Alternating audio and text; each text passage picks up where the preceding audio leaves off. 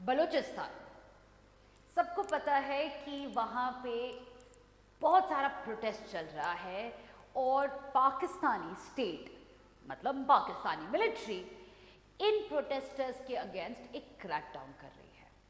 हर दिन जब आप न्यूज़ पढ़ते हो तो आपको दिखेगा कि बलूचिस्तान में कोई टेररिस्ट अटैक हुआ है, तो बहुत सारे लोगों की जान गई है। तो आज के दिन बलूचिस्तान में एक ऐसा आग लगी है जिसका अगर आप ढूंढने जाओ कि रीजन क्या है तो कई सारे पहलुएं मिलेंगे आपको। क्या बलूचिस्तान एक्चुअली में आजाद होना चाहता है? क्या बलूचिस्तान में के लोग चाइना से गुस्सा हैं? क्या बलूचिस्तान में कुछ और ही चल रहा है? तो इन सब प्रश्न का जवाब जानने के लिए आपको बलूचिस्तान समझना पड़ेगा।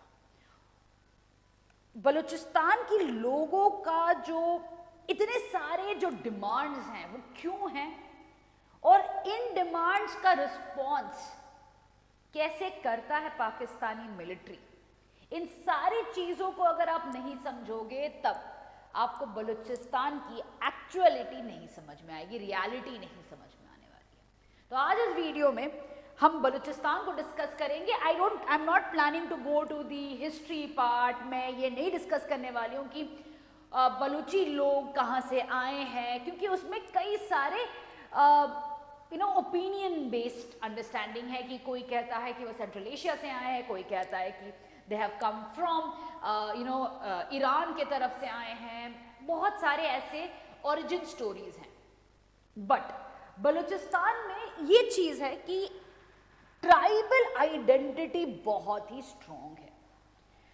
तो चलते हैं समझने सबसे पहले पाकिस्तान का जो पॉलिटिकल नेचर है in the form of 4 provinces.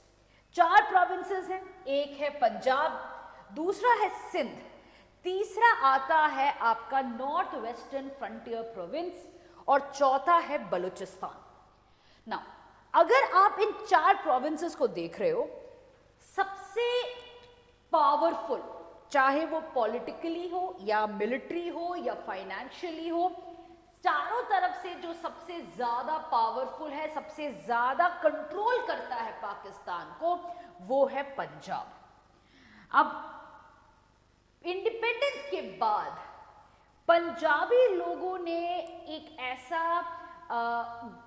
System बनाया है, चाहे आप मिलिट्री की बात करो, जुडिशरी की बात करो या गवर्नमेंट की बात करो, लगातार लीडर्स हो या मिलिट्री लीडर्स हो, सारे के सारे आते हैं पंजाब से ही।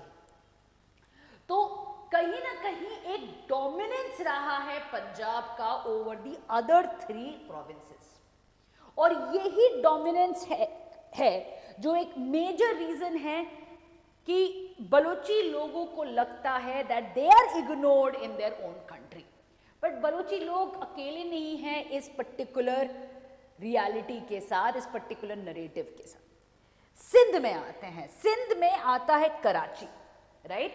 Now Karachi has always been a very important port for Pakistan, and because it's a maritime port and majority Sindhis are into business. तो यहाँ पे जैसे कि इंडिया में गुजरात और महाराष्ट्र, मुंबई है financial capital, lot of trading, lot of business houses, generational wealth के वजह से काफ़ी वेल्थ जनरेशन होता है। Wealth, there is a lot of focus on trade, lot of focus on communication, connectivity, things like that, because you want to improve trade, right? And because of all of this, Sindh remains one of the wealthiest part of the entire Pakistan. Wealthy तो है, but इनका representation नहीं है इतना ज़्यादा in the parliament और in the military। और इसी वजह से सिंध में भी आजकल एक नया सिचुएशन राइज हो रहा है जहां पे ग्रुप्स इमर्ज कर रही हैं and asking for independence. And ऐसा ही एक ग्रुप है जिसे कहा जाता है सिंधु देश मूवमेंट। अब उनका डिमांड है कि भाई ये जो पंजाब का डोमिनेशन है, सिंध से पैसे लेके पंजाब डेवलप हो रहा है पर सिंध डेवलप नहीं हो रहा है, और बिजनेस ग्रोथ के लिए आपको रोड्स इंफ्रास्ट्रक्चर बनाने पड़ेंगे जो नहीं बन रहा है, and at the end of the day the money is being siphoned from Sindh and going to Punjab. तो इसी वजह से सिंध में भी एक आग लग रही है जहां पे they also want to become independent. आते हैं नॉर्थ वेस्टर्न फ्रंटियर प्रोविंस में, NWFP, या जिसे कहा जाता है खैबर पख्तूनख्वा। अब खैबर पख्तूनख्वा में अगर आप देखते हो वहां पे भी एक प्रोटेस्ट का दौर चल रहा है। क्या ये नया है? नया तो नहीं है, बट हाँ ये तालिबान जब से अफगानिस्तान में वापस आया है तब से एस्केलेशन जरूर दिख रहा है। और ये एस्केलेशन क्यों हो रहा है? क्योंकि एक ऐसा पार्टी है दैट इज तहरीक-ए-तालिबान पाकिस्तान। अब ये जो पार्टी आप कह लो या ग्रुप कह लेते हैं अभी के लिए, ये ग्रुप अपने लिंक्स बना के रखा था during the US capture of Afghanistan with the Taliban of Afghanistan. तो जब US अफगानिस्तान में एंटर करता है और तालिबान, जो पहला तालिबान है, उसको हराता है, और ये पर्टिकुलर तालिबान ग्रुप के लीडर्स को मारने के बाद जो फुट सोल्जर्स होते हैं, अब कभी भी कोई भी इंस्टीट्यूशन को जड़ से खत्म नहीं कर सकते हो, अब लीडर्स को खत्म करते हो, उसके बाद जो फुट सोल्जर्स हैं वो वापस अपने गांव चले जाते हैं, एंड इसी से एक ग्रुप का एंड होके दूसरा ग्रुप इमर्ज भी करता है। अब जब तालिबान का फर्स्ट तालिबान का यहां से डिस्ट्रक्शन होता है, मेन लीडर्स को टारगेट करते हुए US तालिबान को हटा के एक डेमोक्रेटिक गवर्नमेंट एस्टैब्लिश करता है, तो पहले तालिबान के जो फुट सोल्जर्स हैं वो वापस अपने गांव आ जाते हैं। मेजॉरिटी जो गांव हैं या ट्राइब्स हैं वो डुरांड लाइन के पास है। डुरांड लाइन क्या है? डुरांड लाइन पाकिस्तान और अफगानिस्तान के बीच में जो बॉर्डर लाइन है वही डुरांड लाइन का है, कहा जाता है। अब जब ये वापस अपने गांव आते हैं, वहां पे सबसे पहली बात है ये डी रेडिकलाइज नहीं होते हैं, इनका जो आइडियोलॉजी है वो एग्जिस्ट करता है, और इस आइडियोलॉजी के बेसिस पे वो लिंक्स बनाते हैं various groups such as TTP। ठीक है, अब तहरीक-ए-तालिबान पाकिस्तान के साथ भी वो अच्छा खासा रिलेशन बनाते हैं, बल्कि ट्रेनिंग दी जाती है, कई सारे ऐसे again when we say relation बनाया जाता है, it is just not soft power relation, there is interaction के समय पे आइडियोलॉजी ट्रांसफर हो रहा है, वेपन्स ट्रेनिंग होती है, कई सारे ऐसे चीजें होती हैं जिसके बेसिस पे आप एक स्ट्रॉन्गर नेटवर्क क्रिएट करते हो अब सेम आइडियोलॉजी और सिमिलर लाइक माइंडेड आइडियोलॉजी के साथ, ग्रुप्स के साथ। अब TTP को सपोर्ट करता था इमरान खान और इमरान खान की पार्टी, राइट? और जब तालिबान वापस आता है तो इमरान खान उस समय पे लीडर थे पाकिस्तान में, उन्होंने कहा था finally the slavery of US has come to an end and the true powers are back, which basically indicated that he was very happy with the return of Taliban in Afghanistan. क्यों थे वो happy? क्योंकि तालिबान और पाकिस्तान में before war on terror, मतलब before US invaded Afghanistan, there was a good relation between several sections of Pakistan and the Taliban. और इसी वजह से इंडिया को एकदम साइडलाइन कर दिया गया था और सिर्फ पाकिस्तान डोमिनेट करता था रिलेशंस विद तालिबान। अब यही इमरान खान चाहते थे कि भाई अब तालिबान वापस आ गए हैं, इंडिया का रिलेशन जो डेमोक्रेटिक गवर्नमेंट ऑफ अफगानिस्तान के साथ है वो खत्म हो जाएगा, क्योंकि डेमोक्रेटिक गवर्नमेंट अभी रही नहीं है, और तालिबान जो हमेशा से पाकिस्तान का दोस्त था उस पर्टिकुलर एंगल को पिकअप करते हुए पाक का रिलेशन स्ट्रॉन्ग किया जाएगा। बट इमरान खान खुद जेल में चले गए, और जब इमरान खान को जेल में डाला गया तो उनकी पार्टी को सपोर्ट करते हुए TTP रस्ते पे आ गई प्रोटेस्ट करने के लिए, और जब ये प्रोटेस्ट करने आ गए तो पाकिस्तानी मिलिट्री जिन्होंने ही इमरान खान को जेल में डाला था वो आ गए क्रैकडाउन करने के लिए।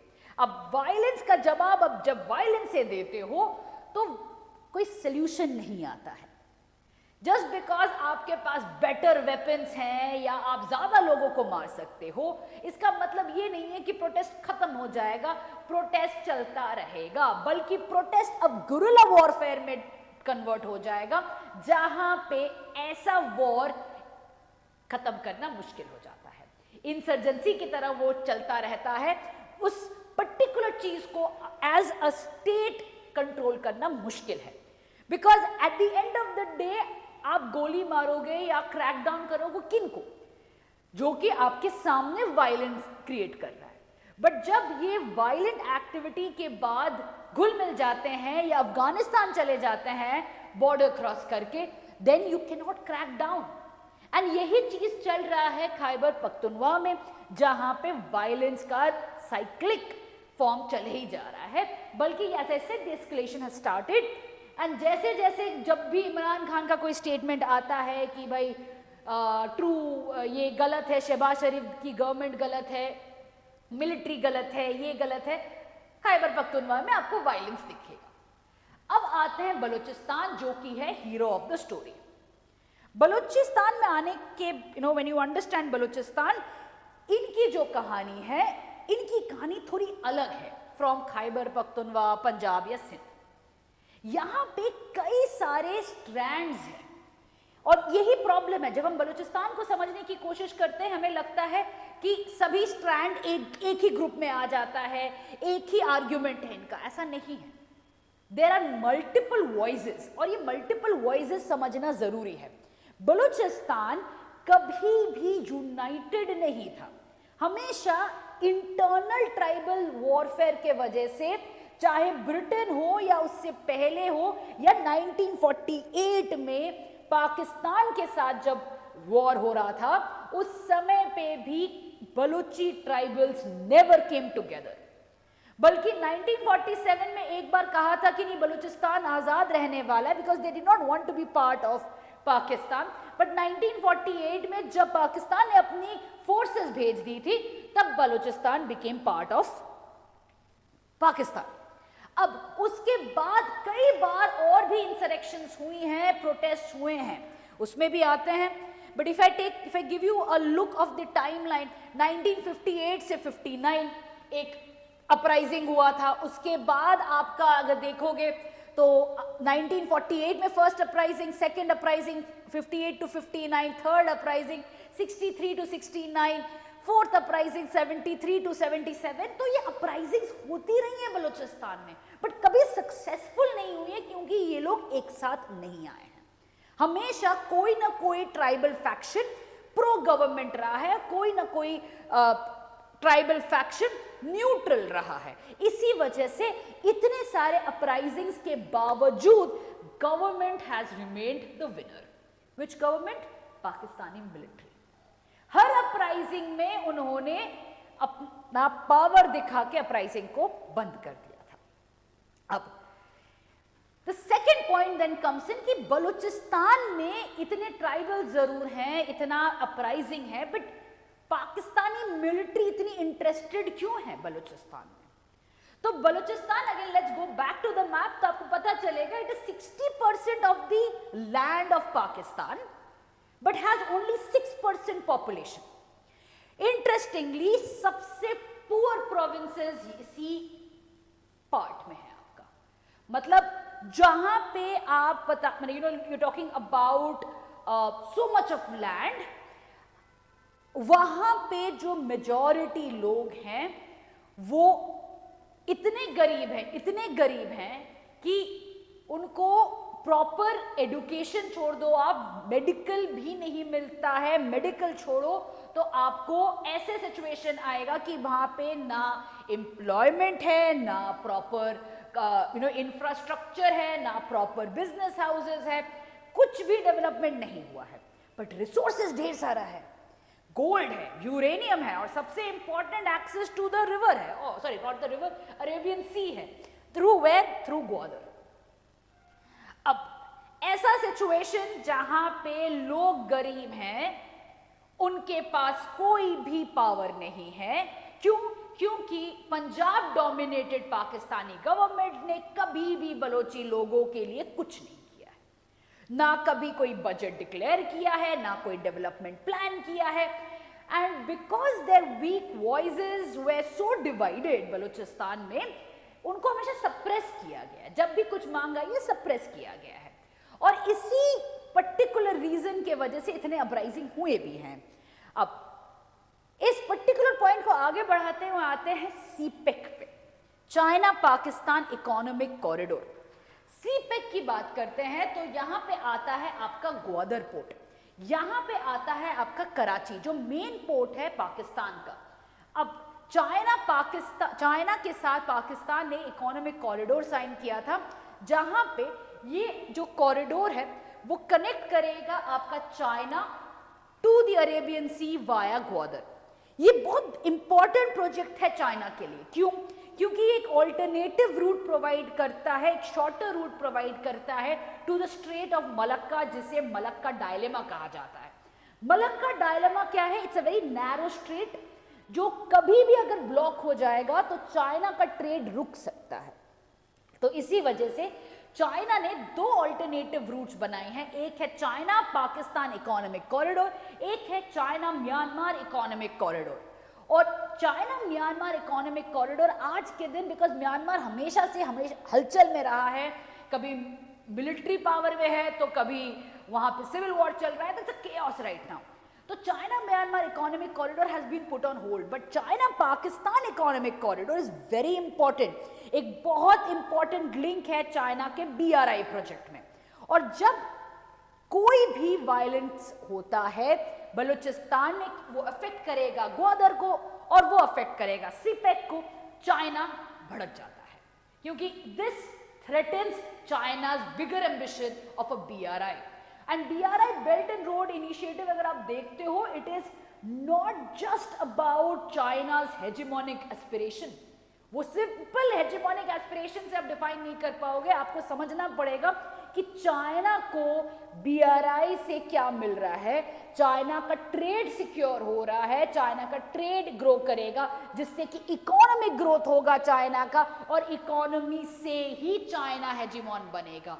तो सबसे पहला जो स्टेप है वो इकोनॉमिक ग्रोथ और सिक्योरिटी है, जो कि सीपेक इंपॉर्टेंट है। अब सीपेक कहां से होता है? बलूचिस्तान के एरिया से होता है, और बलूचिस्तान में जो ट्राइब्स हैं वो नहीं चाहते हैं कि ये प्रोजेक्ट सक्सेसफुल हो। क्यों नहीं? What is the problem with it? जो बलोची लोग हैं उनको लगता है कि ये जो प्रोजेक्ट है, क्योंकि ये project includes a lot of infrastructural development, land जा रही है, तो उनको लग रहा है कि उनका जो राइट ओवर देयर लैंड वो पाकिस्तानी स्टेट ले जा रही है and is giving to China, and China is sending its own contractors and workers जो काम कर रहे हैं, एंड उनको फायदा हो रहा है rather than the Balochi people. जब अटैक्स बढ़ जाता है और चाइना अपने वर्कर्स को भेजना बंद कर देता है, पाकिस्तानी मिलिट्री उस समय पंजाबी लोगों को भेजना शुरू करते हैं एज वर्कर्स। ये चीज और गुस्सा दिलाते हैं टू दी बलूची ग्रुप्स, क्योंकि ऑलरेडी उनको लगता है कि पंजाबी है जो डोमिनेट करता है पूरे पाकिस्तान को, वही है जो हमेशा सिंध से पैसे लेता है, वही है जो मिलिटरीली दबाता है लोगों को, वही है जो गवर्नमेंट को is major part of the government, और वैसे डिसीजंस लिए जाते हैं जो पंजाब को फायदा हो, बलूचिस्तान को ना हो। तो डिप्रिवेशन जो हुआ है वो पंजाब के वजह से हुआ है, और जब पंजाबी वर्कर्स आने लगते हैं तो बलूची लोगों में और गुस्सा आ जाता है। ठीक है, तो यहां तक कहानी तो क्लियर है कि भाई बलूची लोगों में गुस्सा किस लिए है, because A they have been deprived, B of CPEC. और यहां पे शुरू होता है वेरियस वॉइसेस जो इमर्ज करता है। तो अगर हम आते हैं कि भाई क्या क्या डिमांड या क्या क्या वॉइसेस हैं इस पर्टिकुलर मूवमेंट में, एक तरफ जो सबसे डोमिनेंट वॉइस है वो है जो आपका BLA या जिसे क्या कहा जाता है, बलोच लिबरेशन आर्मी। ना बलोच लिबरेशन आर्मी एक मिलिटेंट ग्रुप है जो कि पाकिस्तानी गवर्नमेंट के अगेंस्ट इंसर्जेंसी कर रही है, and as per it's according to them वो इंसर्जेंसी कर रहे हैं। और वो क्या चाहते हैं, वो दो चीज चाह रहे हैं, एक इंडिपेंडेंस ऑफ बलूचिस्तान, दूसरा expulsion of China. Independence of Balochistan का जो नारा है या जो नरेटिव है, उन ये जो पर्टिकुलर डिमांड है, उनके पीछे कई और ग्रुप्स भी हैं। इट इज नॉट दैट कि बीएलए ही है, उसमें कई और ग्रुप्स आ जाते हैं बलोची लोगों में से जो कि एक्चुअली में सपोर्ट करते हैं इंडिपेंडेंस ऑफ बलूचिस्तान। बट जरूरी नहीं है कि सारे जो ग्रुप्स हैं वो चाइना के एक्सपल्शन को भी सपोर्ट करते हैं। कई बलोची ट्राइब्स वो चाहते इंडिपेंडेंस है, बट वो ये भी चाहते हैं कि एक बार आजाद हो जाए तो उसके बाद चाइना के साथ वो सेपरेटली नेगोशिएट करेंगे, राइट? तो उनमें भी कई डिविजन्स हैं। एज आई सेड कि ट्राइब्स में आपस में बहुत सारा डिफरेंसेस हैं इनमें, और इसी वजह से if you take a look, जो आज के दिन न्यूज़पेपर्स में आ रहे हैं या जो एक्चुअली लाइमलाइट में आ रहे हैं, वो ऐसे ग्रुप्स हैं जो चाइना के प्रोजेक्ट को अटैक कर रहे हैं, जो कि सीपेक है, एंड उसमें से BLA becomes important. Now BLA आज के दिन उनका सिर्फ एक ही दो डिमांड्स है, एक है independence of course of Balochistan, दूसरा जो है expulsion of China and stopping of CPEC की बात करते हैं। उनका मानना है कि भाई जो प्रोजेक्ट का डील हुआ है वो बलोची लोगों के इंटरेस्ट के खिलाफ है। It needs to be renegotiated, it needs to have Balochi people as stakeholders. तो ये आपको ये जो माइन्यूट डिफरेंसेस है समझना जरूरी है, क्योंकि इनका ये आर्ग्यूमेंट नहीं है कि ये इस प्रोजेक्ट को पूरा बंद करके हटा दो, चाइना को वापस कर दो। उनका मानना है कि भाई हमें क्यों नहीं लिया गया था नेगोशिएशन के समय पे, हमें स्टेक होल्डर्स क्यों नहीं बनाए गए। तो यहां पे गुस्सा जो है वो पाकिस्तानी स्टेट और मिलिट्री के खिलाफ है, रादर देन विद चाइना। ठीक है, तो चाइना को वो अटैक कर रहे हैं कोलैटरल, क्योंकि चाइना को प्रेशर करेगा तभी चाइना जाके पाकिस्तानी मिलिट्री को प्रेशराइज करेगा कि हो क्या रहा है। नाउ अब आते हैं बीएलए में जो टैक्टिक्स यूज किए हैं। बीएलए का जो टैक्टिक है वो है कांस्टेंट अटैक्स। कहां पे अटैक करते हैं वो अटैक करते हैं कोई भी जो पाकिस्तानी इंस्टीट्यूशन है, स्टेट इंस्टीट्यूशन है, चाहे वो पुलिस चौकी हो या पुलिस वैन हो या मिलिट्री प्लेन्स हो, उनको अटैक करते हैं वो। साथ में ऐसे कई जो पंजाबी वर्कर्स आए हैं टू वर्क इन बलूचिस्तान, उनको अटैक किया जाता है। नाउ इस पर्टिकुलर अटैक के बेसिस पे if you take a look, initially उनका तो बीएलए स्टार्ट होता है अराउंड अर्ली 2000s में।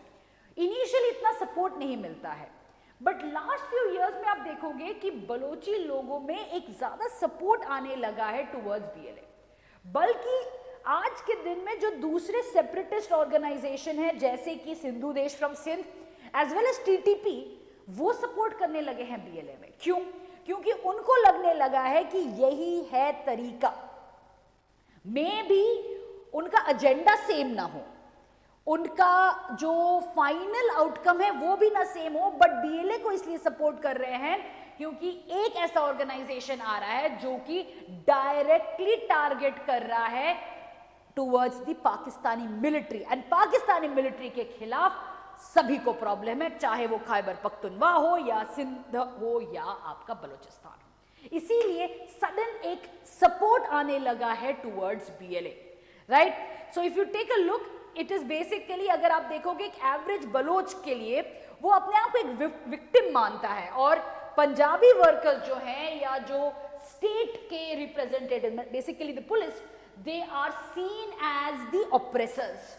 इसीलिए उनके खिलाफ जो भी वायलेंस एक्ट किया जाता है वो एक्सेप्टेबल रहता है बाय एन एवरेज बलोच। आते हैं नेक्स्ट पॉइंट पे।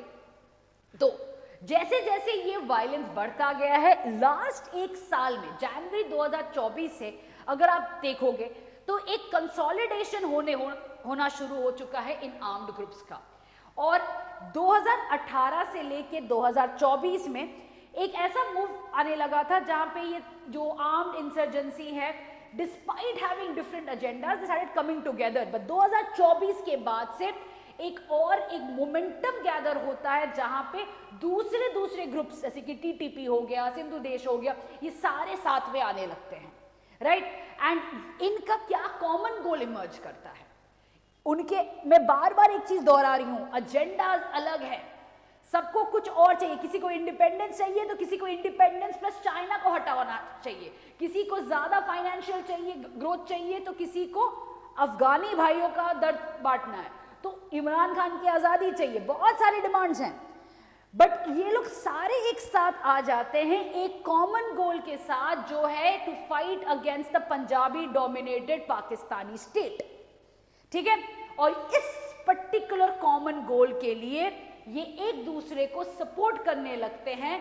नॉट ओनली, ऑफ कोर्स एक सपोर्ट तो रहता ही है कि भाई हाँ सही कर रहे हो, उनको कुछ मतलब sending their weapons and people to fight, but एक लेजिटिमाइजिंग इफेक्ट भी आने लगता है कि भाई सुइसाइड बॉम्बर्स का नंबर बढ़ने लगता है कि हाँ there are more and more youth, educated youth coming on streets and accepting this fight. ये जो लेजिटिमाइजिंग इफेक्ट है, ये जब भी कोई सोसाइटी में आता है, it moves towards a transition, चाहे वो ट्रांजिशन में गवर्नमेंट का फॉर्म बदले या कुछ there is a complete topple down या सेशनिस्ट मूवमेंट आता है, बट ये हमेशा आया जहां पे मोर एंड मोर पीपल, जो कि अगर देखा जाए वायलेंस में अगर स्टेट स्टडी किया जाता है कि middle class is usually away, educated middle class is usually away from all this violence, but जब वो साथ में आ जाते हैं लेजिटिमाइजेशन फोर्स की तरफ, it is always leading to a transition in a state, और यहां पे भी वो दिखने लगा है।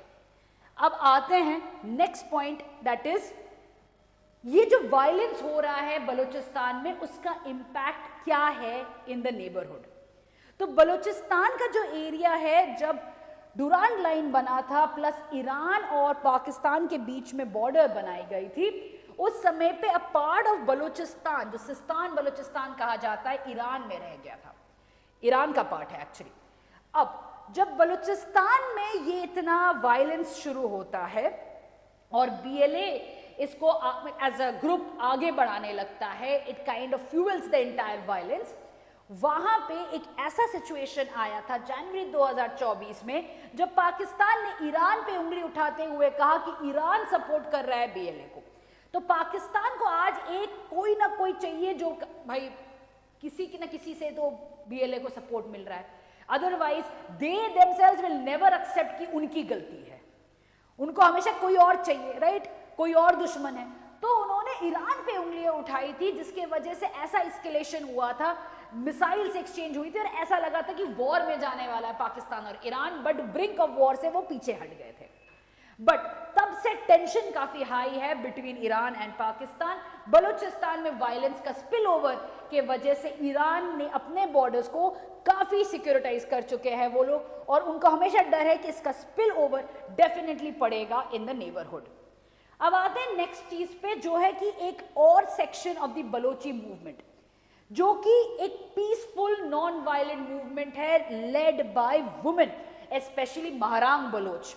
और उनका जो आर्ग्यूमेंट है, उनका जो एजेंडा है, इंडिपेंडेंस ऑफ बलूचिस्तान तो बड़ी बात है, उनके लिए जो मेजर क्राइसिस पॉइंट है वो है इकोनॉमिक डेप्रिवेशन। तो एक तरफ आपको आर्म्ड वायलेंस दिख रहा है, पर दूसरे तरफ ये जो नॉन वायलेंट प्रोटेस्ट है, इनको कोई नहीं देख रहा है। और इनका जो एजेंडा है, it is not about CPEC, it is not about a larger secessionist movement, it is about talking about your economic deprivation, it is talking about enforced disappearances। अब इस पे आएंगे। enforced disappearances होता क्या है? सोचिए आप अपने घर पे हो, सडनली नॉक, आपको बोला जाता है आपको पूछताछ के लिए पुलिस थाना जाना है, आप पुलिस थाना जाते हो, उसके बाद आपके परिवार को कुछ नहीं पता कि आप कहाँ पे हो। 6-7 दिन के बाद खबर आती है कि there was some shoot out जिसमें रिकॉर्डेड है कि that person was involved in it.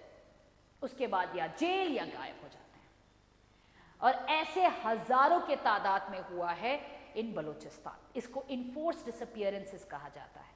Recorded तो बोला जाता है 5000 है since 2000, but Unofficial records run into thousands actually.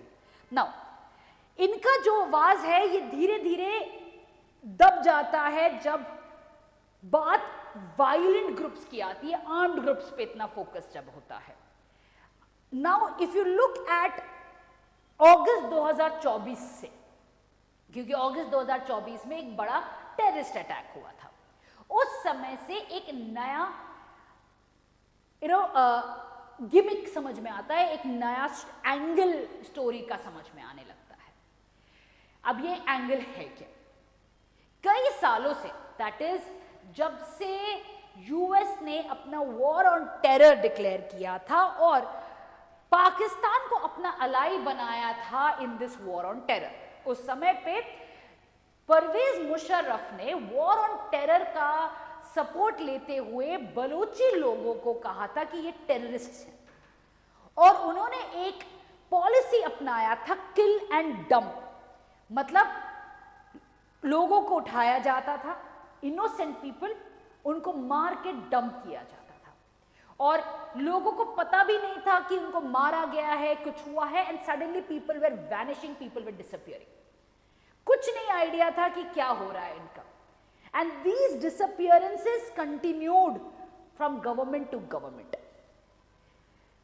एक ये जो इन्फोर्स डिसअपियरेंसेस का टैक्टिक था, ये डर बैठाने का टैक्टिक है, क्योंकि अगर आप मिलिट्री क्रैकडाउन कर रहे हो तो as I said people will move towards guerrilla warfare. आप गुरिल्ला वॉरफेयर से डील नहीं कर पाओगे लॉन्ग टर्म में.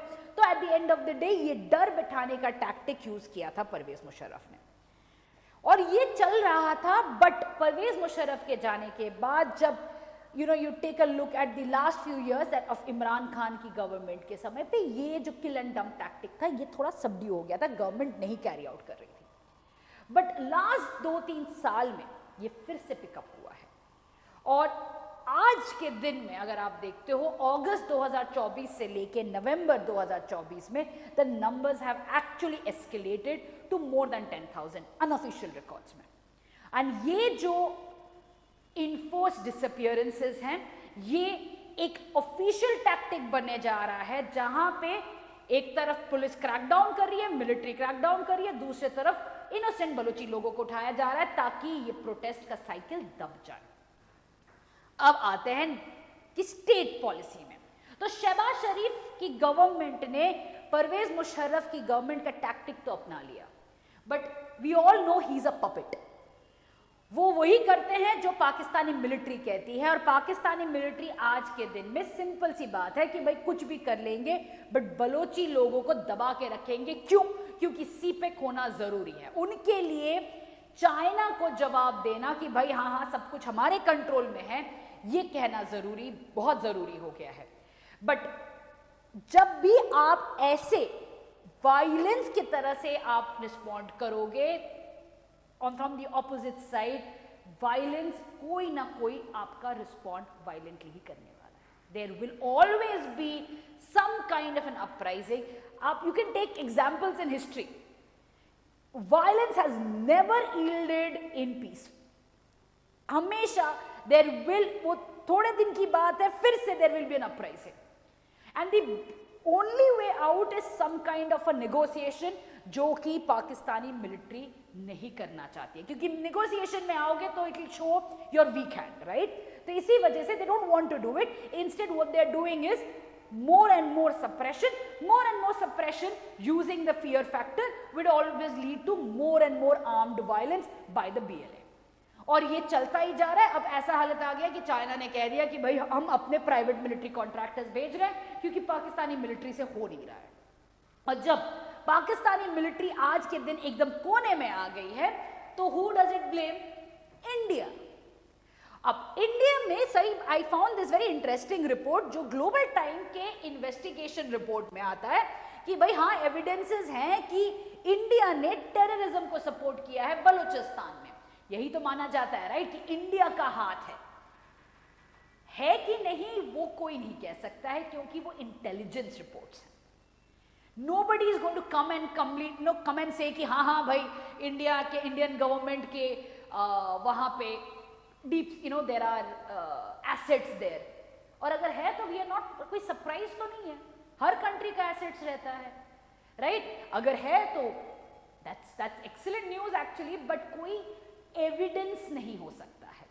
एक लौता एविडेंस था वो कुलभूषण जाधव क्या केस था, जहां पे उनको जब पकड़ा गया था 2016 में, तब ये माना जाता था कि वो एजेंट थे and he was caught trying to escalate the violence in Balochistan. अब इस अकेले प्रूफ के बेसिस पे पाकिस्तान ने बहुत बार कहा है कि नहीं नहीं, it is India that is doing it.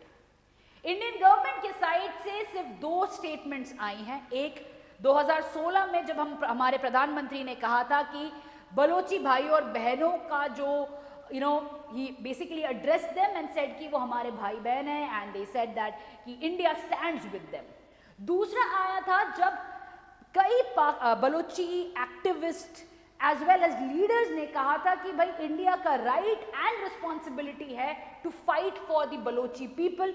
तब गवर्नमेंट ऑफ इंडिया ने कई बार यूएन में as well as in other international organisations में ये बात उठाया था कि भाई बलोची लोगों के साथ गलत हो रहा है, बलोचिस्तान में ह्यूमन राइट्स वायलेशन हो रहा है और इंटरनेशनल कम्युनिटी देख नहीं रही है। इसके अलावा गवर्नमेंट ऑफ इंडिया का कोई भी स्टेटमेंट आया नहीं है, बट इसका मतलब ये नहीं है कि again as I said assets नहीं है। आज के दिन में जहां पे social media has made everything so permeable, it is obvious that there will be some connection, there will be some networking, कुछ ना कुछ ऑब्वियसली है। बट सिर्फ अकेला इंडिया नहीं होने वाला है, वहां पे चाइना भी होने वाला है, कई और कंट्रीज होने वाले हैं जो बलूचिस्तान में आज के दिन में है होंगे। So will come to the last point then. मैं हमेशा कहती हूं कोई भी क्राइसिस के पीछे हमेशा कोई ना कोई फंडिंग देता है। somebody has to pay for the conflict, right? weapons का as well as other kind of movement that has to happen. तो वो कहां से आ रहा है? last few years में where do you see that this kind of funding of cash or weapons flowing into Balochistan? The answer remains very simple, that is TTP. TTP from across Afghanistan is getting the support and is fueling it into Balochistan. क्योंकि जब तक बलूचिस्तान में आग है तब तक खैबर पख्तूनख्वा में भी आग रहेगा। स्टेबिलिटी नहीं रहेगी तो आज के दिन पाकिस्तानी मिलिट्री बैकफुट में रहेगा। पाकिस्तानी मिलिट्री बैकफुट में रहेगा तो तालिबान का एक अच्छा दबदबापन रहेगा। It can continue to grow and to demand for the return of Imran Khan. There are multiple players in these kind of situation, but the obvious remains TTP at this point of time. I will of course say intelligence agencies are involved, but at this point of time, it is not an open secret. चलिए इसी के साथ let me end today's session. I'll see you in the next one. Till then, bye.